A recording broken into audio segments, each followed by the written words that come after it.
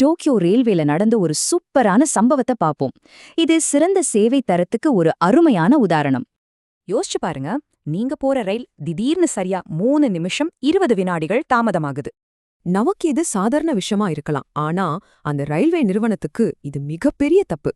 தாமதமான அந்த துல்லியமான நேரத்தை சொல்லி 2 மொழிகள்ல அவங்க ரொம்ப வருத்தப்பட்டு மன்னிப்பு கேட்டாங்க. ஆனா உண்மையான ஆச்சரியம் அதுக்கப்புறம் ரயிலுக்கு வெளியே பிளாட்ஃபார்ம்ல தான் நடந்துச்சு.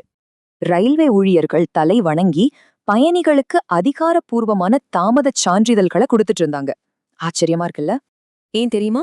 ஆபீஸ்க்கு லேட்டா போனா முதலாளி கிட்ட திட்டு வாங்கக்கூடாதுன்னு பயணிகளை காப்பாத்துறதான். இதுதாங்க உண்மையான பொறுப்புடைமை. வாடிக்கையாளர் மேல பழிய போடாம தங்களது தப்ப முழுமையா ஏத்துக்கறாங்க. சான்றிதழ் தேவை இல்லாத ஒரு டூரிஸ்ட் கூட அவங்க நேரம் வீணானதற்காக முறையான மன்னிப்பு வழங்கப்பட்டுச்சு.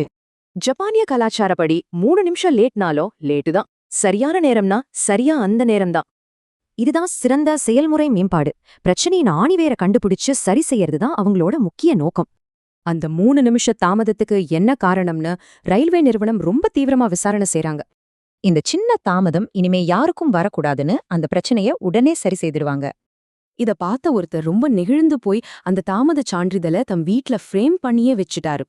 உலகத்துல எங்கேயோ ஒரு மூலையில 3 நிமிஷத்துக்கு கூட இவ்வளவு முக்கியத்துவம் தர்றாங்கன்னு இதை நமக்கு உணர்த்துது. கடைசியா ஒன்னு கேக்குறேன், நீங்க வேலை செய்யற இடத்துல 3 நிமிஷத்துக்கு இவ்ளோ மதிப்பு இருக்கா? யோசிச்சு பாருங்க.